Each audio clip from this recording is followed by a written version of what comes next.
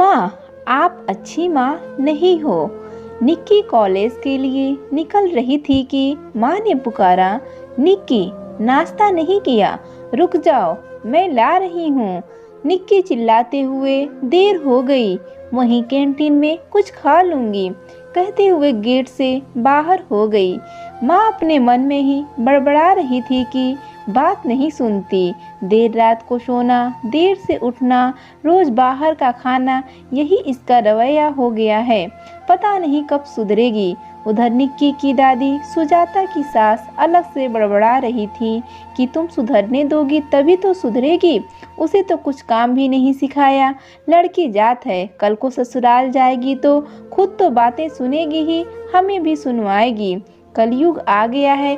हमारे जमाने में लड़कियों को पूरा घर का काम आता था। 10-15 लोगों का खाना तो पलक झपकते ही बना देते थे। आजकल की लड़कियों को पढ़ाई के नाम पर घर के काम आते ही नहीं। सुजाता को अपनी सास की बातें सुनकर बहुत गुस्सा आया, पर उसने कुछ नहीं कहा और काम करने लगी। दोपहर को सास बहू साथ बैठकर खाना खाते थे। दादी, जिनका नाम रुक्मणी था, पर सब उन्हें दादी ही कह देते थे। उन्होंने सुजाता को समझाया, देख बहू, जब निक्की ब्याह करके ससुराल जाएगी तब वहाँ उसे बहुत तकलीफ झेलनी पड़ेगी।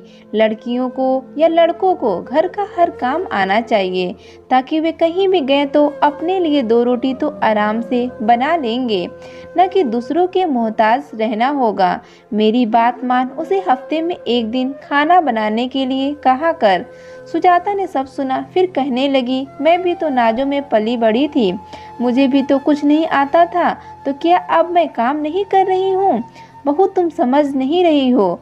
तुम तुम्हारे ससुर के दोस्त की बेटी हो, तुम्हें कोई भी दुख नहीं पहुँचाना, यह तुम्हारे ससुर की सोच रही थी। इसलिए तुम्हारे काम न करने से भी मैंने तुम्हें कुछ नहीं कहा और खुद ही सब करती रही। फिर धीरे धीरे तुमने भी सीख लिया।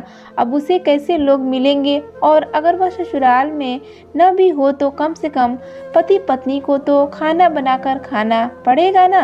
तुम समझ रही हो ना? समझना नहीं चाहती हो, मुझे नहीं मालूम, बड़ी हूँ, अपने तजुर्बे से मैंने तुम्हें बताया है। बाद में तुम्हारी मर्जी कहकर वे चुप हो गईं। सुजाता ने कहा, आप फिक्र मत कीजिए, मेरी बेटी की किस्मत भी बड़ी अच्छी ही है, उसे भी अच्छा ससुराल मिलेगा, आप जैसी सासू माँ मिलेगी। अभी तो आराम करने और घूमने फिरने के दिन हैं। एक बार शादी हो गई तो फिर घर के झंझटों में पड़ना ही पड़ेगा। कहते हुए बात को सुजाता ने टाल दिया। अब रुक्मणी जी ने भी कुछ नहीं कहा और चुप हो गईं। उन्हें याद आया, जब सुजाता ने घर में कदम रखा था उसे कुछ नहीं आता था, कम से कम 1 गिलास पानी तक अपने हाथों से नहीं लेती थी। माँ ने उसे पूरी तरह से बिगाड़ दिया था। जब देखो दोस्तों से फ़ोन पर बातें या मिलने जाना, यही उसका काम था। जब काम के सिलसिले में विक्रम को दूसरे शहर जाना था तो उसने कहा, माँ कैसे मैनेज करेंगे, इसे तो कुछ आता ही नहीं है। मैंने उसे समझाया, तुझे तो मैंने सिखाया है ना, तू ही सिखाते हुए मैनेज कर ले। बस दोनों मिलकर खाना बनाते थे। इसी तरह सुजाता ने सीखा। जब भी रुक्मणी जाती थी तो वह भी कुछ सिखा देती थी। इस तरह बिना किसी झंझट के बात बन गई। पर सबके साथ एक जैसा ही हो यह नहीं हो सकता है। खैर, रुक्मणी ने अपने मुंह पर ताला लगा लिया। निक्की बिगड़ती गई। नौकरों पर चिल्लाते हुए बात करना, फोन पर घंटों बातें करना या घूमने जाना, यही चलता रहा। एक दिन विक्रम ने कहा, माँ, निक्की के लिए बहुत अच्छा रिश्ता आया है। लड़का डॉक्टर है, एक भाई और बहन है। बहन की शादी हो गई, भाई पढ़ रहा है। कल वे लोग निक्की को देखने आ रहे हैं। दूसरे दिन निक्की को देखने के लिए अभय के परिवार वाले आए। उन्हें निक्की बहुत पसंद आई। कहते हैं चट मंगनी पट गया।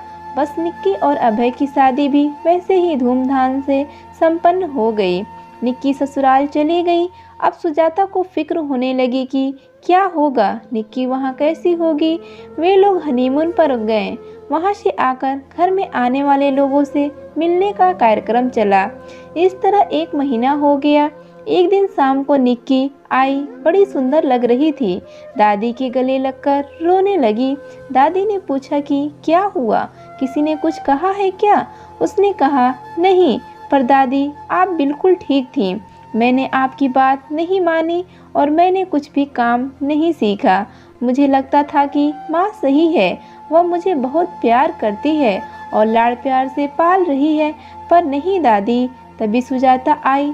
क्या हुआ निक्की, तुझे कोई तकलीफ है क्या? मैं और पापा आए क्या? तुम बहुत बुरी हो माँ, तुमने मुझे कुछ नहीं सिखाया। वहाँ सबके सामने मुझे मेरा सर शर्म से झुक जाता है। आपने मुझे चाय बनाना, खाना बनाना, कपड़ों में इस्त्री करना कुछ नहीं सिखाया। परसों घर में मेहमान आए थे। सासू माँ ने कहा, निक्की बेटी चाय बना दे। मैं रसोई में खड़े होकर रो रही थी, क्योंकि चाय कैसे बनाते मुझे नहीं मालूम। उसी समय वहाँ से जाते हुए मेरे देवर अजय ने मुझे रोते देखा तो पूछा, क्यों रो रही हैं, क्या हो गया? मैं क्या बताऊं, शर्म से मैंने अपना सिर झुका लिया। तभी माँ ने पुकारा, बहू बेटे चाय बन गई। तब वह बात को समझ गया और उसने कहा, आप हटिए, मैं चाय बना देता हूँ। उसने चाय बनाई और मैंने सबको जाकर दिया। माँ, आप सोच रही थी कि आप बहुत अच्छे से मेरी परवरिश कर रही हैं। नहीं माँ, आपके कारण ससुराल में हर समय मुझे सिर झुकाना पड़ता है। माँ, आप अच्छी माँ नहीं हो। माँ, आप अच्छी माँ नहीं हो।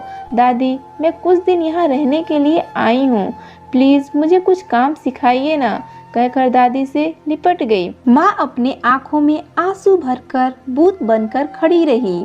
बच्चों से प्यार करना सही है, पर उन्हें स्वतंत्र बनाना पूरी तरह से। सारे काम उन्हें आने चाहिए, भले वे करें या नहीं, पर जरूरत पड़ने पर कर सकें। निक्की की कहानी सब माँओं के लिए एक सीख है। कहानी अच्छी लगी तो वीडियो को लाइक और चैनल को सब्सक्राइब करना ना भूलें।